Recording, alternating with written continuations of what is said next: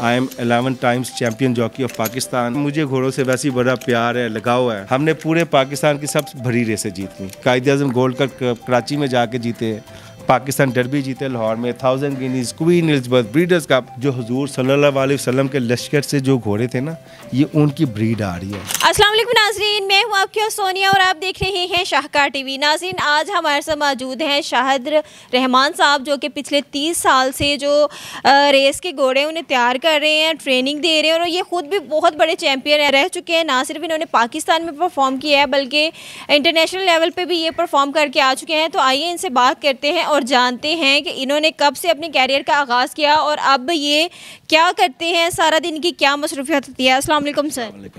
कैसे हैं आप? बिल्कुल ठीक। फर्स्ट ऑफ ऑल ये बताएं कि कब से सर आपने आगाज़ किया था, कैसे ये शौक़ पैदा हुआ कि आप भी जो है हाउस रेसिंग करेंगे? शौक़ ऐसे शुरू हुआ कि मेरे ग्रैंडफादर थे, उनके घोड़े थे, डैड के घोड़े थे, अंकल के घोड़े थे। तो आफ्टर मैट्रिक करने के बाद मुझे शौक़ पैदा हुआ, फिर मैं आया चला गया, बट इंटर के बाद दोबारा आया और शौक़ में आया और प्रोफेशनल जॉकी बन गया। अच्छा, जैसे कि फैमिली में ये होता है कि जो हमारे घर के लड़के हैं वो काम करें, काम बिज़नेस संभालें या कोई काम करें और फिर उसके बाद अपनी ज़िंदगी को जो है वो आगे लेके चलें, लेकिन आपने एक डिफरेंट जो है रास्ता जो है वो इख्तियार किया। बेसिकली मैं पीछे से एक पहलवान फैमिली से बिलोंग करता हूँ, तो मुझे पहलवानी का बिल्कुल शौक़ नहीं था। मैं लड़ाई झगड़े इन चीज़ों से ना बहुत दूर भागता हूँ। तो मुझे राइडिंग जो थी ये बहुत पसंद थी, क्योंकि मैं आता था, हमारे घोड़े भागते थे। तो मैंने उसी वक्त माइंड बनाया था कि मैं इंशाल्लाह राइडर ही जॉकी बनूंगा, और फिर मैं बन गया। और बड़ी मुश्किल से दादी से परमिशन मिली और माशाल्लाह बड़ा सक्सेसफुल कैरियर है मेरा। माशाल्लाह। अच्छा, कि ट्रेनिंग कहाँ से ली? ट्रेनिंग मैंने यहाँ से शाहिद हुसैन थे, उनके घोड़े वगैरह थे, उनसे आके ट्रेनिंग ली। पहले इस्लामाबाद से ली, फिर उनसे ली, और दैन फिर मैंने राइडिंग स्टार्ट कर दी। आफ्टर 1 ईयर मैं प्रॉपर जॉकी बन गया हुआ था। ना सिर्फ पाकिस्तान में आपने परफॉर्म किया बल्कि बाहर भी गए, बाहर से भी आपने इनामात हासिल किए। कौन कौन सी कंट्री में गए हैं और कितने कितने प्राइज़ आप हासिल कर चुके हैं अब तक? प्राइज़ मैंने फ़र्स्ट टाइम जब मैं अप्रेंटिस जॉकी था तो मैंने 94-95 में हांगकॉन्ग गया था, मिकाओ एशिया कप में। वहाँ पे पाकिस्तान को रिप्रेजेंट किया और मैं थर्ड आया था, ब्रॉन्ज़ मिला था मुझे। उसके बाद मैं चला गया इंग्लैंड 99-2000 में, और इंग्लैंड में जब मैं गया तो I was the first one who got the licence from jockey club of England.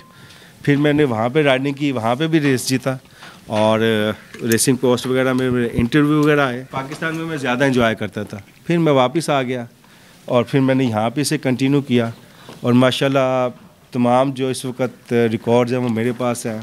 I am 11 times champion jockey of Pakistan, 6 डर्बीज़ जीता हुआ हूँ। जितनी क्लासिक्स बड़े कप हैं वो बहुत ज़्यादा दफ़ा जीता हुआ हूँ, और इन सब को देखते हुए 2008 में मुझे गवर्नमेंट ऑफ पाकिस्तान की तरफ से प्राइड ऑफ परफॉर्मेंस दिया गया, जो कि किसी भी हॉर्स राइडर के लिए ये फ़र्स्ट टाइम हुआ था। उसके बाद 2015 में चूँकि हमें इंजरी वगैरह बहुत होती है, ये मेरा शोल्डर डिसलोकेट है, ये दोनों रिस्ट जो हैं ये फ्रैक्चर्ड हैं, तो फिर 2015 में मैं इसे ट्रेनिंग में आ गया।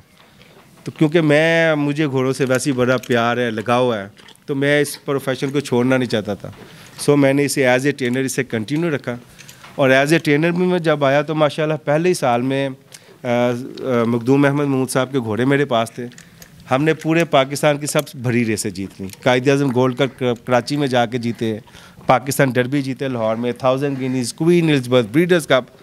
तो माशाल्लाह काफ़ी अल्लाह ताला का शुक्र है कि काफ़ी। सर, आपका इतना ज़्यादा एक्सपीरियंस है, आप आगे से ट्रेनिंग भी दे रहे हैं, मुझे ये बताएं कि ये कौन सी नस्ल के घोड़े होते हैं, इन्हें क्या खुराक दी जाती है, कितना ट्रेन किया जाता है, और क्या इन्हें बाहर भी निकाला जाता है? जी ने बाहर तो वॉक वगैरह के अभी आपने देखा कि इन्होंने राइडिंग वगैरह बच्चों ने की है इसके ऊपर। ये प्योर थॉरोब्रेड है। थॉरोब्रेड ब्रीड वो होती है जो हुजूर सल्लल्लाहु अलैहि वसल्लम के लश्कर से जो घोड़े थे ना, ये उनकी ब्रीड आ रही है, जो थकते नहीं थे। लोग ये समझते हैं कि अरबी घोड़े बड़े स्ट्रॉन्ग होते हैं। अरबी घोड़े ना उनका स्टैमिना ज़्यादा नहीं होता, स्पीड होती है, मतलब कि वो ज़्यादा चलते हैं लेकिन स्पीड उनमें इतनी ज़्यादा नहीं होती। So these are pure thoroughbreds. जैसे ये मेरी घोड़ी है कस्बा प्रिंसेस, इसका ही इज़ बाय टाइबॉल्ट, बाप जो इसका है साइड टाइबॉल्ट, और माँ नीचे जो है ईमान। ये दोनों इंग्लैंड से आए हुए हैं। टाइबॉल्ट हम दुबई से लाए थे शेख मोहम्मद बिन राशिद अल मखदूम साहब से, और हमारा स्टार्ट जो है वो JDW स्टार्ट फॉर्म के नाम से रहीमिया खान में, तो वहाँ से सारी ब्रीड होती है हमारी। ये प्योर बाहर की ब्रीड है, सब घोड़े बाहर के, इनके माँ बाप हर चीज़। तो मतलब ये काफ़ी महंगा शौक है जो आपने पाला हुआ है। महंगा शौक है, लेकिन एक्चुअली जो इन्वेस्टमेंट होती है वो सारी ऑनर्स की होती है, ठीक है। ऑनर ने पे करने इसकी। अब आपने डाइट का कहा है, डाइट में ये ओट्स खाते हैं, ब्रान खाते हैं, उसके अलावा जो इनके सप्लीमेंट्स होते हैं वो हम बाहर से इंपोर्ट करते हैं। उसके अलावा ये सुबह के टाइम इन्होंने मुरब्बा खाना है, उसमें हम मसाले देते हैं कि ज़रा वो बेहतर हों।